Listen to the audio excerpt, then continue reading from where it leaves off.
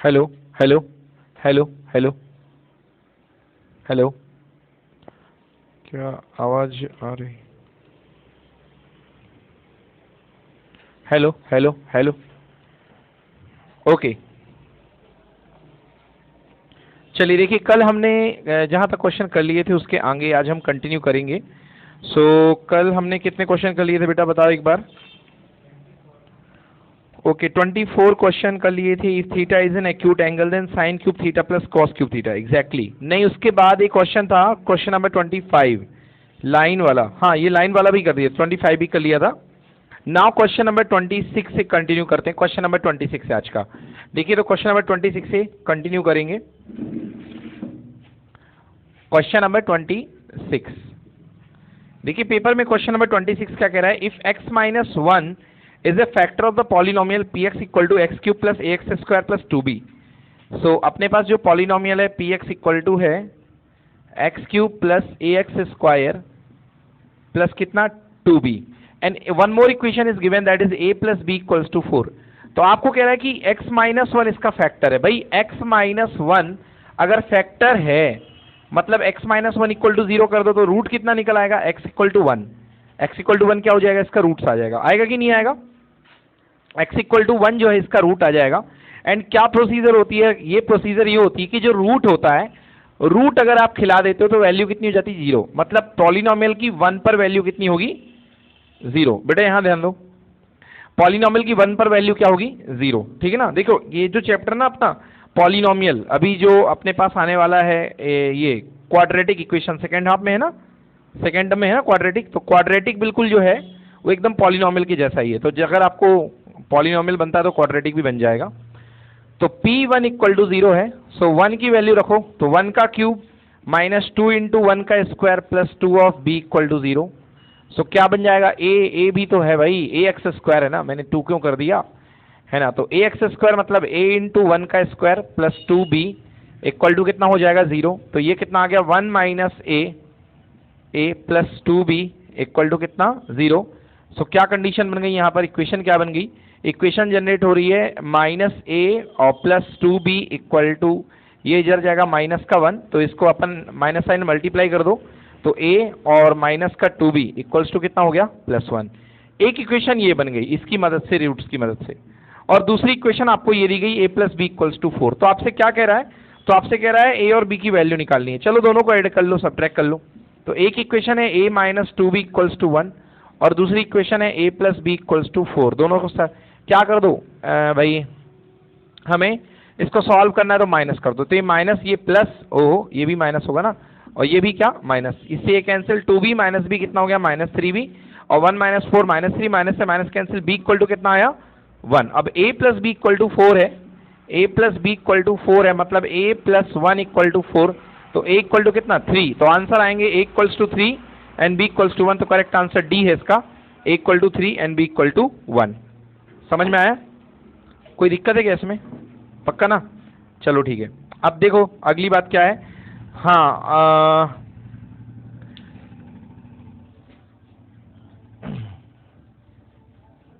अगला क्वेश्चन दिया गया है 27 क्वेश्चन बेसिक एकदम फंडामेंटल कंसेप्ट से दिया गया है। क्वेश्चन नंबर 27 कह रहा है कि if a and b are coprime, a and b are coprime then a cube and b cube क्या होंगे। यस, वेरी सिंपल क्वेश्चन है ना। अगर a और b को प्राइम है तो a क्यूब और b क्यूब भी क्या होंगे, को प्राइम ही तो होंगे। अगर a cube upon b cube आपको निकालने को बोला है तो ये भी क्या होंगे यार, ये भी को प्राइम ही होंगे, क्योंकि इसका कोई कॉमन फैक्टर नहीं है ना। तो यूक्लिड वाले क्वेश्चन में अपन ऐसा करते थे और वहां पे पढ़ा अपन ने कि अगर a और b को प्राइम है तो a क्यूब और b क्यूब भी क्या होंगे, यहाँ पे को प्राइम ही होंगे। ठीक है ना। अगला क्वेश्चन है क्वेश्चन नंबर 28। तो ये तो हो गया 27, अब 28 की बात कर रहे हैं। ठीक है ना। अब देखिए क्वेश्चन नंबर 28 की बात कर रहे हैं।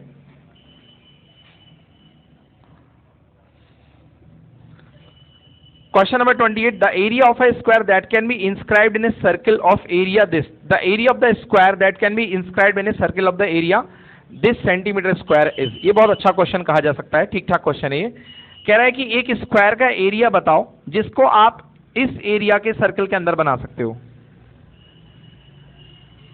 आपको कह रहा है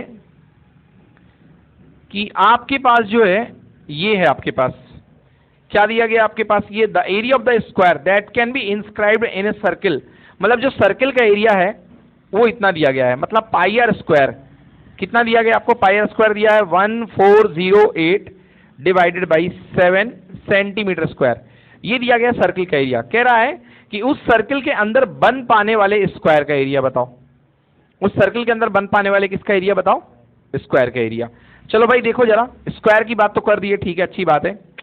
यहां से लेकर के यहां तक की दूरी क्या होगी r, और यहां से लेकर के यहां तक की दूरी क्या होगी r, तो r प्लस r मतलब ये जो टोटल दिख रहा है आपको यहां से यहां, ये क्या बन गया, डायमीटर बन गया कि नहीं बना, ये बन गया ना डायमीटर। तो ये r और r ये क्या है एग्जैक्टली, ये है 2r, ये क्या एग्जैक्टली 2r। अब हम जानते हैं कि स्क्वायर की साइड्स इक्वल होती है, तो ये भी क्या मान लो x और ये भी क्या मान लो x, ठीक है ना, और ये मान लिया अपन ने x और ये भी अपन ने मान लिया x। चलो इसको थोड़ा सॉल्व कर लें, तो ये क्या है, ये पाई का मतलब 22/7 और r स्क्वायर का मतलब r इंटू r, चलो r स्क्वायर ही रहने दो, इक्वल टू 1408 डिवाइड बाई कितना 7, 7 से 7 क्या हो गया कैंसिल, तो r square equal to 1408 divide by कितना 22, समझ में आया, ये आ गया हमारे पास r स्क्वायर, ये आ गया हमारे पास r स्क्वायर। अब देखिए अब हमारे पास क्या लग सकती है यहाँ पे, अब हमें x चाहिए क्योंकि हमें निकालना है किसका एरिया, हमें निकालना है स्क्वायर का एरिया।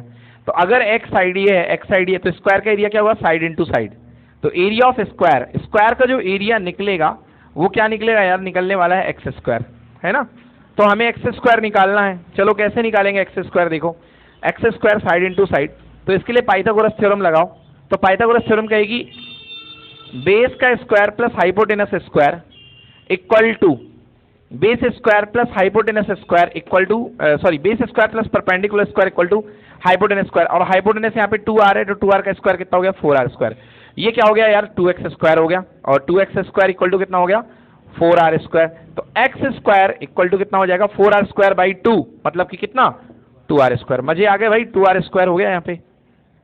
अब इसका फायदा क्या मिलने वाला है, ये 2r स्क्वायर है, हमें एरिया निकालना था स्क्वायर का, और स्क्वायर का area x square because side into side, और वो आ रहा है 2r स्क्वायर। तो लियो भाई 2 तो 2 है, r स्क्वायर की वैल्यू अपन को पता है कितनी है 1408 डिवाइड बाई 22, काट दो यार इससे 11 बार जाएगा। अब 1408 में 11 का डिवाइड कर दो, तो जो आंसर होना होगा वही अपना आंसर आएगा। चलो देखते हैं 1408 डिवाइड बाई 2 11 सॉरी 11 से डिवाइड किया इसको 1408 को, ओके। सो 11 1 11, यहाँ पे आ गया कितना 30, 11 2 22, ओके, यहाँ पे आ गया 8 और इधर आया 8, सो आंसर आ गया 128।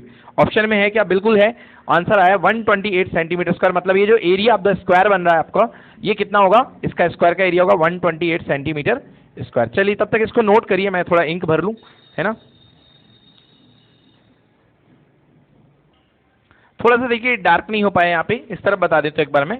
सो एक्स स्क्वायर इक्वल्स टू हो गया 2r square, so x square equal to 2r square Pythagoras theorem से आया तो 2, और r स्क्वायर अपने पास क्या आया था 1408/22, तो 1408/22 रख दिया मैंने, और इसको कैंसिल करके अपने पास आंसर आ रहा 128, और वही आपको आंसर में दिया गया है। So correct answer of the square equals to 128 centimetre square, okay, बिल्कुल सही है, ठीक है बेटा।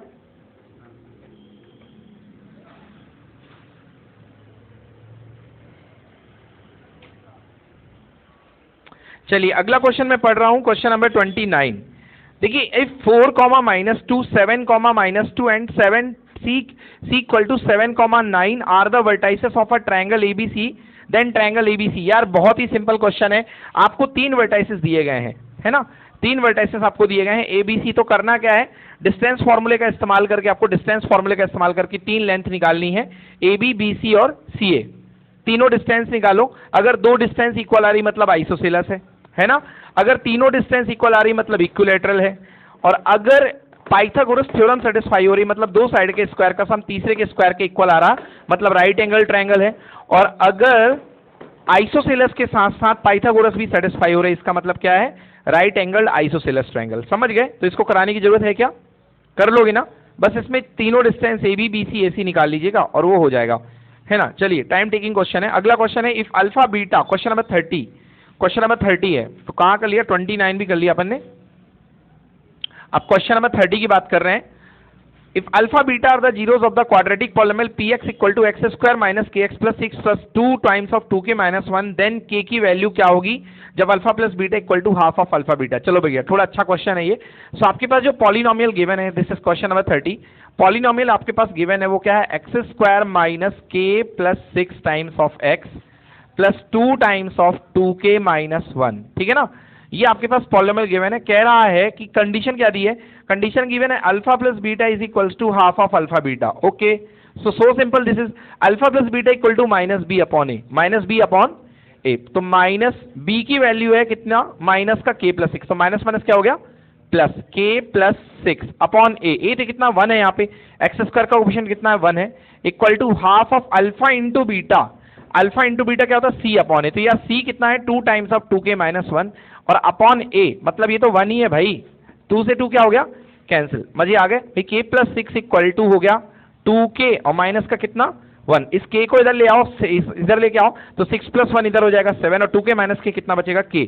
सो आंसर है बी इसका, है ना 7। Correct answer is B 7। ठीक है बेटा, आ गया समझ में।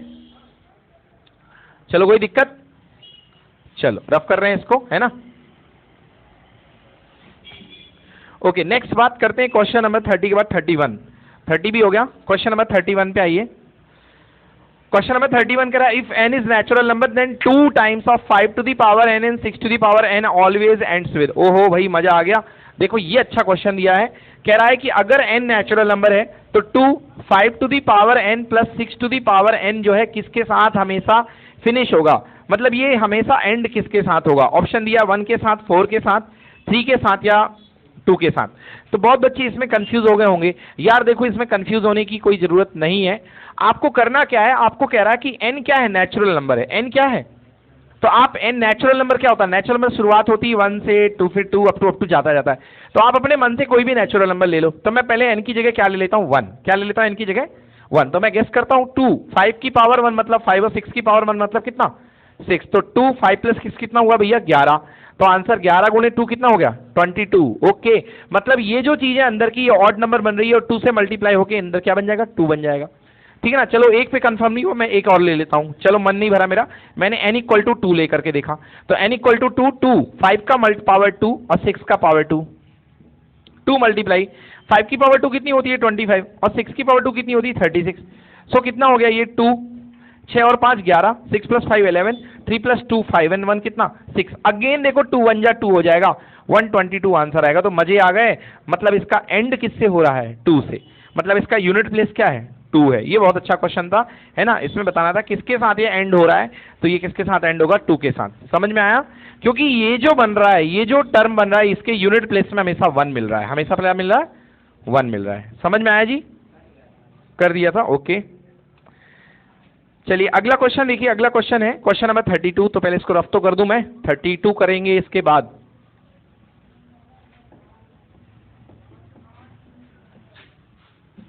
Three to 32 okay.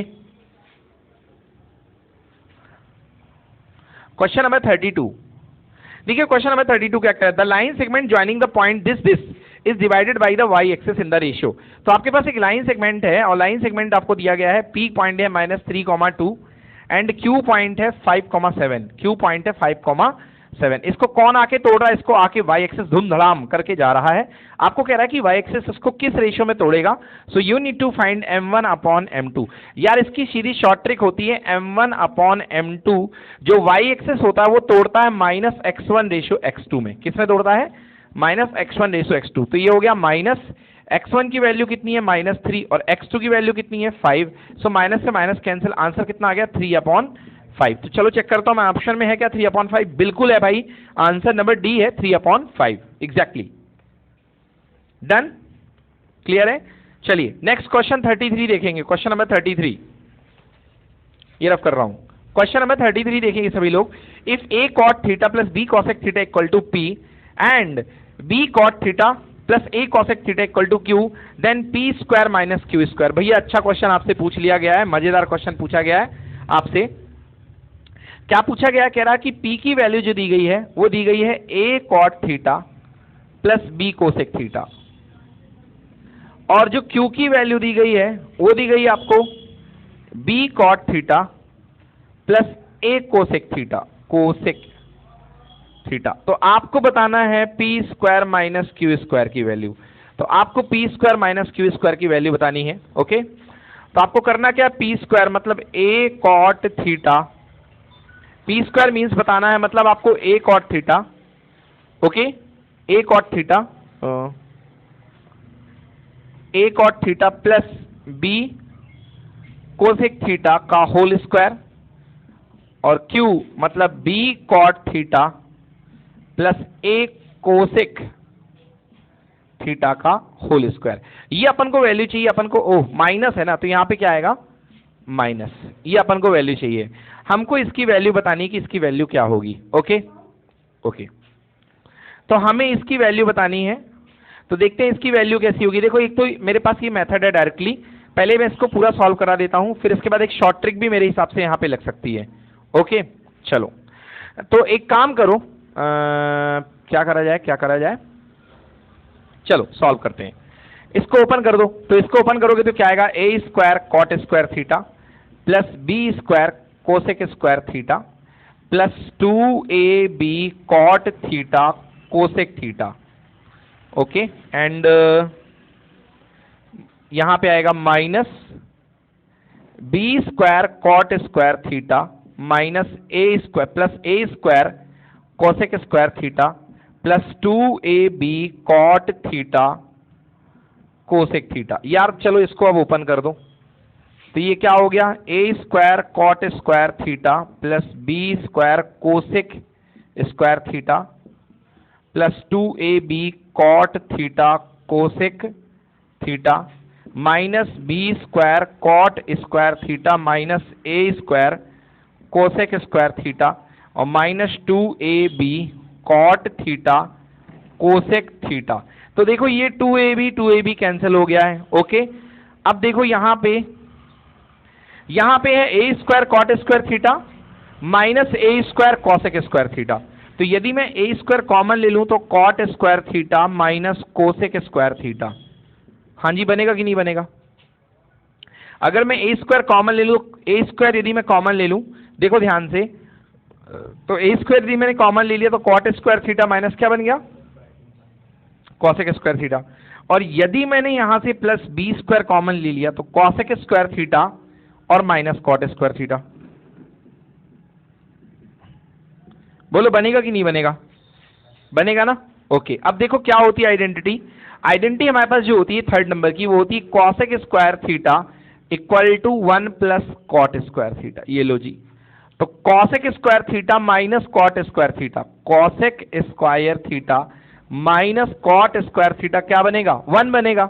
मतलब यहां पर क्या आएगा, 1 आ जाएगा, यहां पर क्या आएगा 1। और ये तो इसका उल्टा है, मतलब कॉट पहले कॉसेक बाद में, मतलब यहां पे क्या आएगा -1, इधर आएगा +1, इधर आएगा -1। तो ये क्या बन गया, ये बन गया ए स्क्वायर इंटू -1 मतलब माइनस ए स्क्वायर, और ये बन गया प्लस का बी स्क्वायर, तो आंसर क्या आ गया, B square minus a square. तो इसका आंसर होगा B square minus a square. समझ में आया कि नहीं आया? पक्का? तो ये बन गया अपने पास B square minus a square, ठीक है ना। तो अच्छा क्वेश्चन था ये। अच्छा, बट एक और सवाल मेरे मन में आया है यहाँ पे कि क्या सर इतना मेथड इसको करना पड़ेगा, क्या मेरे पास कोई शॉर्ट मेथड नहीं इसको करने की? यार देखो, एक शॉर्ट मेथड मेरे मन में आ गई है इसको करने की, बट कॉट है 45, ठीक है, और कॉसेक 45 √2 हो जाएगा। तो b square minus a square, b cot theta plus a cosec theta. चलो एक मेथड मेरे मन में आ गई है, उस मेथड से भी अपन इसको कर सकते हैं। वो मेथड क्या है, क्योंकि अपन से पूछा गया P square minus q square. इसको मैं रफ कर रहा हूं, फिर उस मेथड को बताता हूं। देखो ये क्वेश्चन इस मेथड से बहुत बड़ा जा रहा है, और अपने पास जो चारों ऑप्शंस आ रहे हैं बेटा, चारों ऑप्शंस जो है, चारों ऑप्शंस में थीटा कहीं पर नहीं है। आप ध्यान से चारों ऑप्शंस देख लो, इसके जो भी आंसर बन रहे हैं ना, इनके चारों ऑप्शन में कहीं पर भी थीटा नहीं है। मतलब क्या बात समझ में आ रही है कि ये जो आंसर है इसका, इस सॉल्यूशन, इस प्रॉब्लम का जो आंसर है वो थीटा पे डिपेंड नहीं कर रहा, मतलब थीटा पे क्या इंडिपेंडेंट है। देखो भैया, अगर आपको दिमाग चलाना है तो थोड़ी आपको दिमाग लॉजिक वगैरह तेज करने पड़ेंगे, क्योंकि यहां पर तो आपने लॉजिक चलो नहीं लगाया, सीधा सीधा लगा दिया। बट अगर आपको इस क्वेश्चन को जल्दी करना है, विद इन सेकेंड्स करना है, तो फिर आपका लॉजिक वहां पर काम करना बहुत जरूरी हो जाता है ना। कुछ पाने के लिए कुछ खोना पड़ता है। तो यहां पे अपन को दिमाग क्या लगाना पड़ेगा कि ये थीटा पे डिपेंड नहीं कर रहा। तो एक काम करता हूं मैं, थीटा इज इक्वल टू मान लेता हूं 45 डिग्री। क्यों मान लिया? क्योंकि भाई ऑप्शन में, चारों ऑप्शन में थीटा कहीं पे है ही नहीं, तो मैं थीटा को जो मानूं, मेरी मर्जी, ठीक है ना। तो मैं थीटा को 45 मान लेता हूं। तो मेरे पास पी क्या निकल करके आएगा बेटा? ए कॉट 45। कॉट 45 कितना होता है? 1। तो ए कॉट 45 और कॉसेक 45 कितना होता है? √2। तो भैया ये क्या बन गया? a plus √2b। ओके, और ये क्या बन गया मेरे पास? q क्या बन गया? q मेरे पास बन गया b इंटू, हाँ ठीक, b प्लस √2a। ओके, मतलब मेरे पास क्या बन चुका है? मेरे पास बन चुका है a प्लस √2b और b प्लस √2a 45 डिग्री के लिए है। और अब मेरे से पूछा गया है कि a square minus b square, sorry p square minus q square क्या होगा? तो p square minus q square मतलब इसका स्क्वायर, तो a प्लस √2b का स्क्वायर। देखो कितना इजी हो गया ये क्वेश्चन, ऐसा लग रहा मुझे। और माइनस b प्लस √2a का स्क्वायर। यार अब तो मजे आ गए अपने। देखो तो क्या हो जाएगा? a square plus b square, तो √2 का स्क्वायर क्या होगा? 2, और b का स्क्वायर क्या होगा? b स्क्वायर होगा, प्लस 2ab, तो 2 इंटू a इंटू b की जगह क्या बैठा है? √2b, और फिर इसको माइनस कर दो, तो ये क्या हो गया? b स्क्वायर, और √2a का होल स्क्वायर कितना हो गया? 2a स्क्वायर, और प्लस 2 √2, और यहां पर क्या आएगा? ab। ओके, देखो क्या होने वाला है, ये है a स्क्वायर, ये है 2b स्क्वायर, ये है प्लस 2a√2b, और ये है माइनस का b स्क्वायर, ये है माइनस का 2a स्क्वायर, और ये है माइनस का 2 √2ab। देखो मजे आ गए, ये √2ab से ये पूरा का पूरा टर्म क्या हो गया? कैंसिल। अब ये देखो प्लस 2b स्क्वायर है, प्लस 2b स्क्वायर में से एक बार b स्क्वायर जाएगा तो क्या बचेगा? b स्क्वायर, और a स्क्वायर में से माइनस 2a स्क्वायर गया तो कितना बचा? a square. ओके, देख रहे हो भाई क्या हो रहा है? कहाँ राजा भोज और कहाँ ये गंगू क्वेश्चन। समझ गया ना कितना बड़ा क्वेश्चन था, और इसको अपन ने सेकंड्स में सॉल्व कर लिया, कितना इजी सॉल्व कर लिया। तो ये होती है टेक्निकल वाली पढ़ाई भाई, अच्छी वाली पढ़ाई जिसको कहते हैं कि अपन का दिमाग काम करना चाहिए। क्योंकि नंबर तो उसको भी मिलेंगे जो बच्चा पूरा करके आ रहा है, बहुत मेहनत करके 3-4 पेज खराब कर रहा है, और नंबर आपको भी उतने ही मिलेंगे theta is equal to 45 degree में। बट यहां पर क्या सीखने को मिल रहा है? यहां पर हमारा टेक्निकल पॉइंट ऑफ व्यू से हमारी स्पीड बढ़ रही है, जो हमारे आगे के एग्जाम्स के लिए बहुत जरूरी है। क्योंकि आगे जो हमें एग्जाम फेस करने हैं लाइफ में, वो पूरे के पूरे स्पीड बेस्ड होने वाले हैं, उनमें स्पीड बहुत बड़ा रोल प्ले करती है ना। तो ये एक अच्छी बात है। चलो भाई बढ़िया है, आगे चलते हैं। क्वेश्चन नंबर 34 कर चुके क्या? क्वेश्चन नंबर 34 नहीं किया, क्वेश्चन नंबर 34 करने जा रहे हैं हम लोग। क्या बोल रहा है? The perimeter of a circle is half to that of square, then the ratio of the area of the circle to the area of the square. Okay, चलो भाई बढ़िया बात है। तो यहां पर बात हो रही है एक सर्किल की और एक स्क्वायर की। चलो तो एक सर्किल बना लो और एक स्क्वायर बना लो। ये बन गया एक सर्किल और ये बन गया अपने पास एक स्क्वायर। स्क्वायर की साइड क्या मान लो? ए ए ए ए। ओके, और सर्किल के पास क्या होती है? केवल रेडियस। तो क्या कह रहा है? The perimeter of a circle is half of the square. कह रहा सर्किल का जो पेरीमीटर है पी, सर्किल का पेरीमीटर कितना होता है? 2πr। वो कह रहा हाफ है काय का? इसके स्क्वायर के पेरीमीटर का। Okay, 4a। ये कह रहा है कि जो सर्किल का पेरीमीटर है वो स्क्वायर के पेरीमीटर का क्या है? हाफ है। मतलब भैया 2πr इक्वल टू कितना हो गया? 2 से 2 बार कैंसिल, मतलब हो गया कितना? 2a। ओए ये तो गया खटखट है ना, 2 से 2 भी कैंसिल हो गया भाई। मतलब πr इक्वल टू कितना हो गया? a। πr equal to a। आगे की बात करते हैं। तो कह रहा है then the ratio of the area of the circle to the area of the square. तो आपको सर्किल का एरिया और स्क्वायर के एरिया का रेशियो चाहिए, मतलब आपको चाहिए πr square upon a square. Okay, मजे आ गए भाई साहब। सर्किल का एरिया क्या होता है? πr स्क्वायर, और स्क्वायर का एरिया क्या होता है? a square. आपको इनका रेशियो चाहिए, कुछ जमावट करो भैया मजा आ जाए।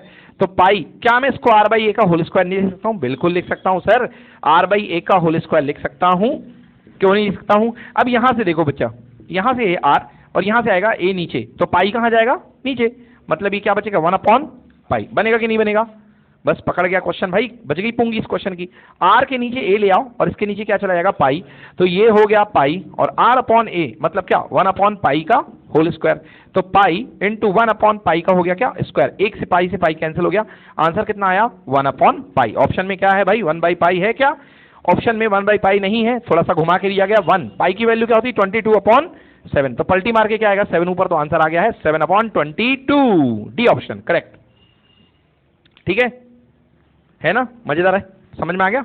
7/22। चलिए क्वेश्चन नंबर 35 करते हैं। क्वेश्चन नंबर 35 करेंगे।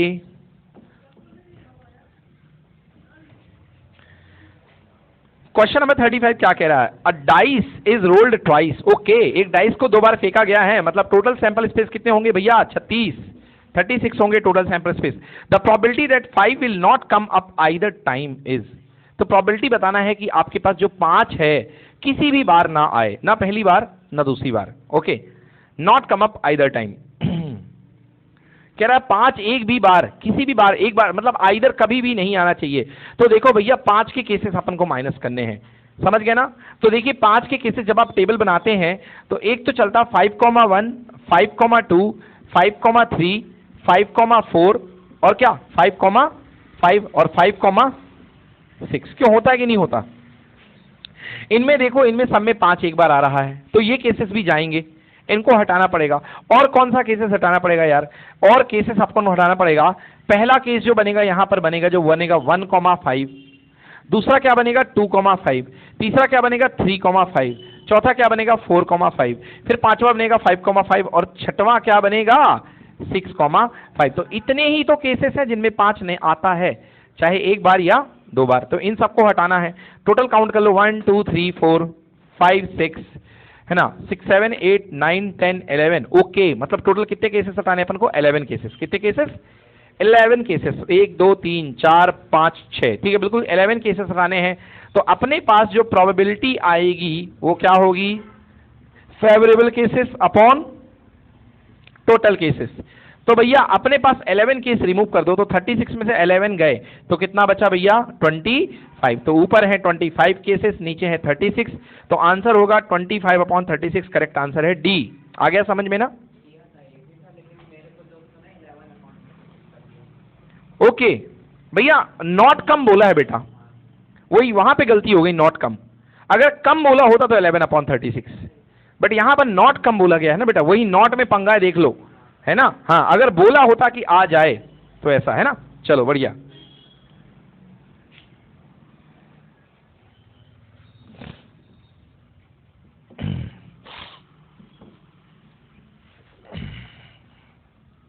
चलिए देखिए, the LCM of a two number is 2400। LCM of a two number is 2400। Which of the following can not be HCF? यार देखो, सब लोग जानते हो जो एलसीएम होता है ना, एचसीएफ उसको कंप्लीटली डिवाइड करता है, कंप्लीटली, समझ गए ना? कंप्लीटली डिवाइड करता है। तो यहां पर एलसीएम कितना दिया गया है? 2400। अब कह रहा है इसमें से कौन सा एचसीएफ नहीं हो सकता है? तो पहला ऑप्शन दिया गया है 300, ठीक है, 300 से डिवाइड करके देखेंगे। दूसरा ऑप्शन दिया गया है 400 से डिवाइड करके देखेंगे। तीसरा ऑप्शन दिया गया है 500, उससे भी डिवाइड करके देखेंगे। और चौथा ऑप्शन दिया गया है 600, उससे भी डिवाइड करके देखेंगे। देखते हैं कौन कंप्लीटली नहीं डिवाइड कर। 3 से 0 0 स्वाहा, 3 से कितने बार? 8 बार, कंप्लीटली डिवाइड हो गया। 0 0 कैंसिल, 4 से कितने बार? 6 बार, ये भी हो गया। 0 0 कैंसिल, 6 से कितने बार? 4 बार, ये भी हो गया। बचा कौन? ये 0 कैंसिल, 24/5। क्या ये इसको कंप्लीटली डिवाइड करेगा? नहीं करेगा, मतलब ये इसका एचसीएफ कभी नहीं हो सकता है, क्योंकि रूल होता है कि जो एचसीएफ होता है वो अपने एलसीएम को कंप्लीटली डिवाइड करता है। ठीक है बेटा, बन जाएगा, कोई दिक्कत? कर लिया? ओके। 37 क्वेश्चन। ओके 37, सांस फूलने लगी क्योंकि आ चुका है ट्रायंगल का question. Okay okay, very nice बेटा। तो चलिए देखिए 37 क्वेश्चन देखते हैं।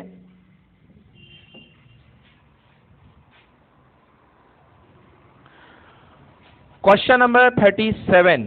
ओके, ये देखिए क्या कह रहा है। इफ इन द फिगर, यार पहले तो फिगर डायग्राम बना लूं मैं। यू यू यू, ये गया है पहला डायग्राम भैया, पी ए सी, सटाक, ये, और यहां पे गया है, ये पॉइंट है आर। ओके, तो कुट कुट कुट कुट कुट कुट कुट कुट कुट, ये है Q और ये पॉइंट है B। चलो भैया, ये डायग्राम बन गया है। इसका नाम X दे दिया है, इसका नाम Y दे दिया है, इसका नाम क्या दे दिया है? Z दे दिया है। ओके, और क्या पूछ रहा है कि हमसे बोल रहा है कि X बराबर है 8 सेंटीमीटर। ओके, मतलब X इक्वल टू कितने सेंटीमीटर है? 8 है। ओके, Z कितनी है भाई साहब? 6 है, Z है 6। और हमसे कह रहा है कि बताइए Y की वैल्यू क्या है। ओके, तो हमसे कह रहा है कि y की वैल्यू क्या है? क्या है y की वैल्यू क्या है? चलिए देखिए इसको कैसे करेंगे, y की वैल्यू हमें बतानी है। अब अगर आप देखो ध्यान से, नीचे वाली साइड के बारे में तो कुछ नहीं बोला गया है ना, नीचे वाली साइड के बारे में हमें कुछ भी नहीं बोला गया है, मगर ध्यान से देखो तो यहां पे दो ट्रायंगल दिख रहे हैं आपको। यस, ये ट्रायंगल दिख रहा है। ओके, यहां पे देखो क्या है भैया, पी ए, और ये चीज जो है ये इसके पैरेलल है, और ये सी ई है, ठीक है ना। तो हम क्या बना सकते हैं, हमारे पास दो ट्रायंगल बन सकते हैं जो, और इसका नाम है Q और इसका नाम है B। यस, तो दो ट्रायंगल यहां पे हमारे पास सिमिलर बनते हुए हमें दिख रहे हैं, दो ट्रायंगल। या यहां पे हम BPT भी लगा सकते हैं, बट BPT लगाना क्या हमारे लिए सही रहेगा क्या, हाँ लग सकती है। और हमें क्या चाहिए, हमें तो ये चाहिए, चलो ठीक है, अच्छी बात है। तो देखो भाई क्या लगेगी BPT, देखो ये वाला पार्ट जो है, अब बस कुछ नहीं है तो उसको सॉल्व कर देता हूं मैं। देखो क्या रूल लगेगा, कॉरस्पॉन्डिंग साइड्स का रेशियो क्या होता है, सेम होता है, CQ अपॉन QP। CQ, देखिए CQ, ये छोटे वाले ट्रायंगल का ये पार्ट है CQ, और इसका ये छोटे वाले ट्रायंगल पार्ट कितना है, CB, है ना। CQ अपॉन CB, छोटा triangle CQ upon CB is equal to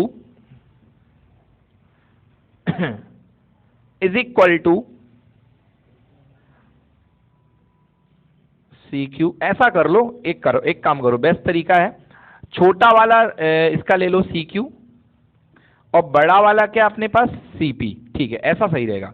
CQ upon CP is equal to, इसकी साइड है QB upon PA is equal to, इसकी साइड क्या है CB अपॉन AB, AC। हाँ, ये हो गया, सिमिलरिटी लगा दी आपने इस वाले ट्रायंगल में, मतलब एक छोटे से में और एक बड़े वाले में सिमिलरिटी लगा दी, ठीक है ना। अब इस वाले में सिमिलरिटी लगाओ, हाँ इस वाले में सिमिलरिटी लगाते हैं।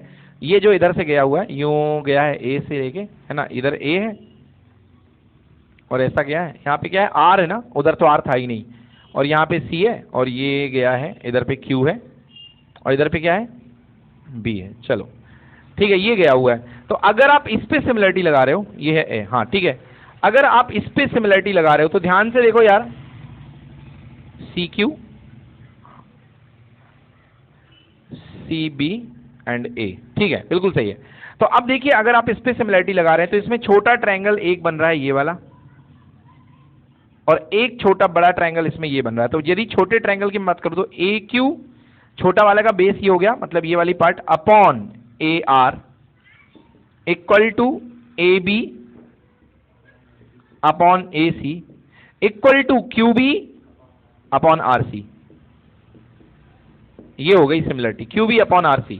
अब देखो यार, हमें Y चाहिए है, हमारे पास है क्या क्या, और हमें करना क्या क्या, हमें ऐसे पार्ट को उठाना है जो हमें हमारी कुछ ऐसी मदद कर सके।